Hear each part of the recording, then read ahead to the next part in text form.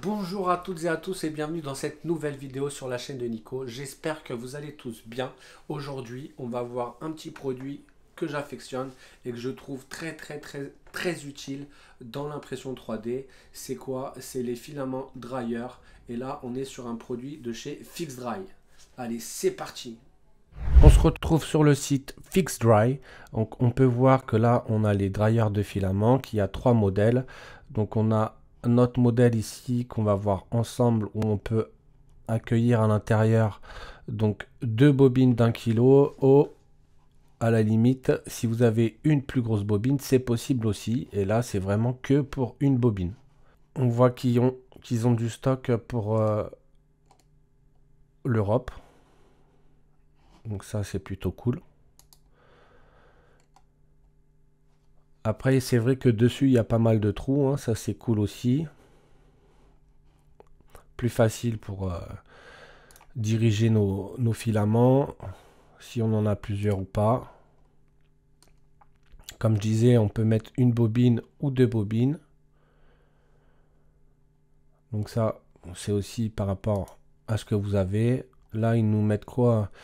Ils nous disent que c'est compatible avec 99% des filaments. Donc, on a même les températures et le temps.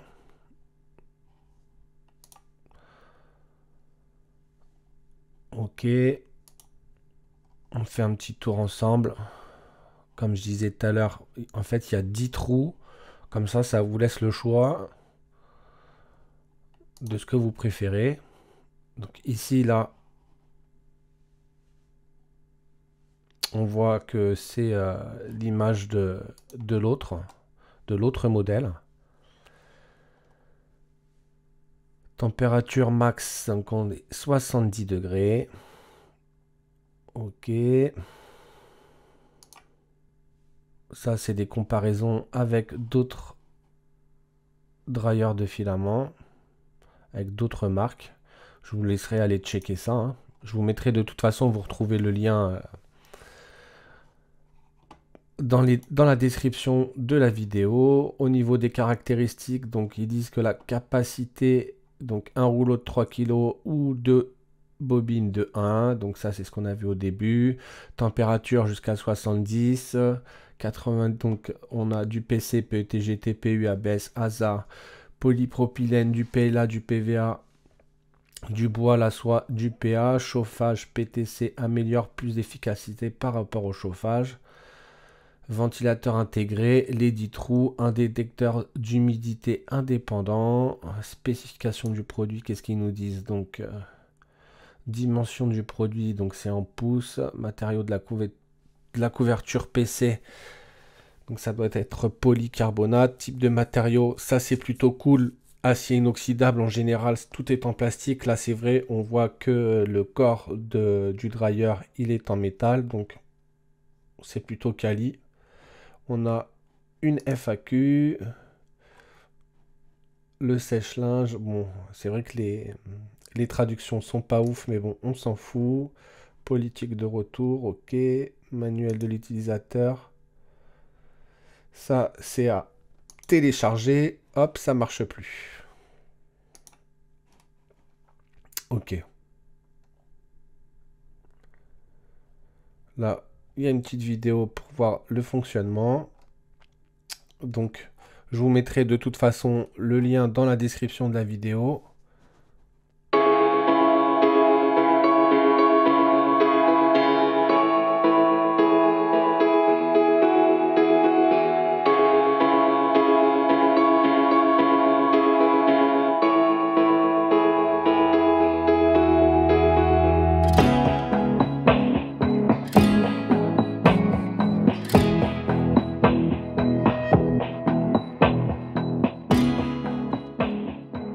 Alors, allumage ici, sur le bouton du bas, ça va être pour la sélection, c'est-à-dire que si je clique sur une première fois, j'ai en clignotement la température, je peux baisser ou augmenter.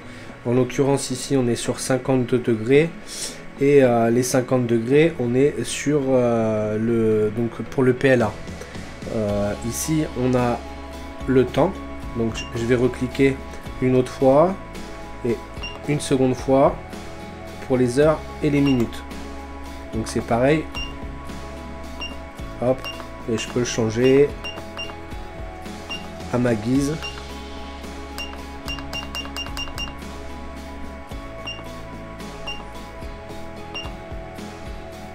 Là je vais remettre.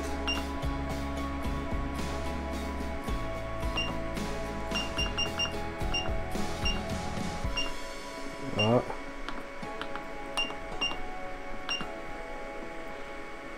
Je rappuie.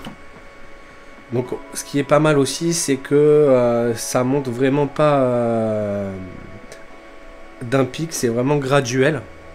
Donc ça, vu que ici on est au niveau du temps, donc sur 4 heures, la température, elle va monter tout doucement et du coup, une fois qu'elle atteindra ces 50 degrés, naturellement là, on est à 39% d'humidité, le capteur il est à l'intérieur et ici, et lui il va bouger en fonction de la température.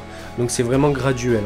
On a le user manuel avec la description du mode opératoire pour le fonctionnement donc du dryer avec les deux bobines, avec également un petit tableau. Je vais vous montrer ça, voilà, qui est à l'intérieur. Ce petit tableau, c'est ni plus ni moins qu'une petite aide, c'est des valeurs qui sont indicatives. Si vous avez déjà fait des tests, admettons, il y a marqué par exemple pour le PLA, on nous donne 50 degrés et environ 4 heures. S'il faut, ça sera moins. Il y en a qui préfèrent mettre plus. C'est comme sur le nylon, on sera à 70 degrés. L'avantage de cette bécane, justement, c'est qu'elle va jusqu'à 70. Donc si vous imprimez avec du nylon, du carbone, de l'ASA, c'est des filaments auxquels vous pouvez les passer dans le dryer avant leur utilisation. Donc ça, c'est plutôt pas mal.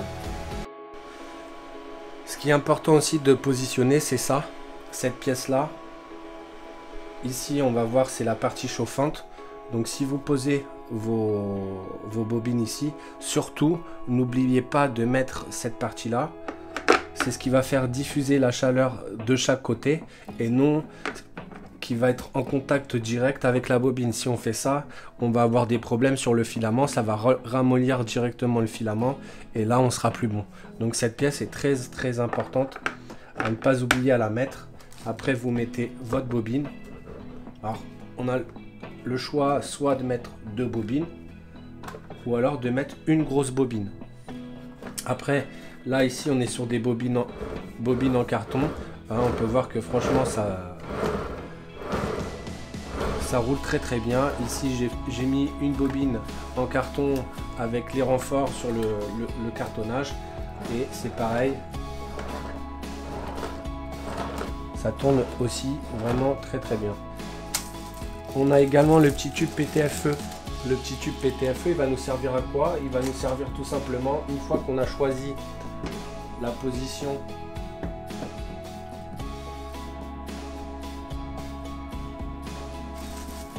dans lequel on va imprimer, c'est-à-dire là j'ai la position de 3 trous en haut, 1, 2, 3 et 3 trous derrière, 2 trous en bas comme cela mais à l'opposé. Donc ça nous donne 6, 8, 10 trous. Vous pouvez choisir là, ici.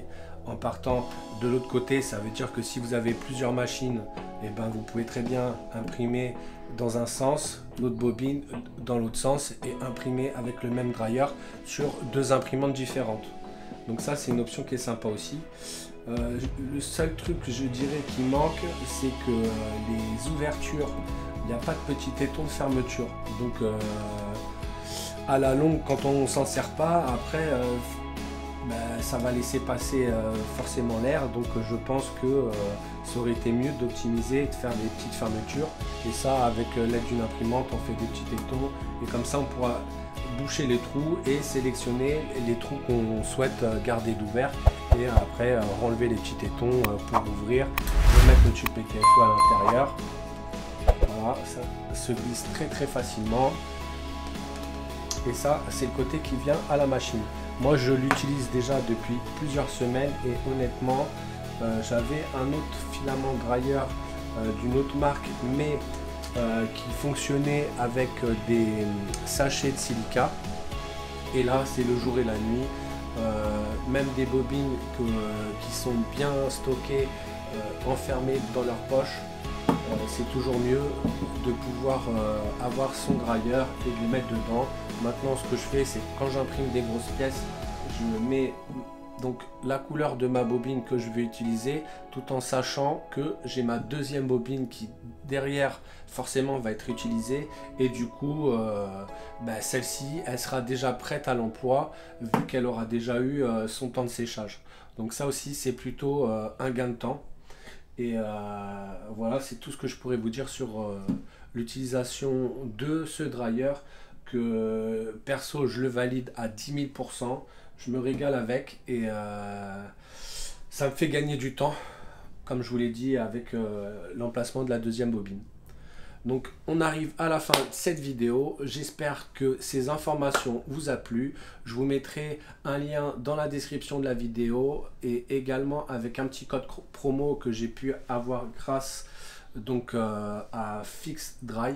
Donc je vous dis à très bientôt pour une prochaine vidéo. Ciao tout le monde.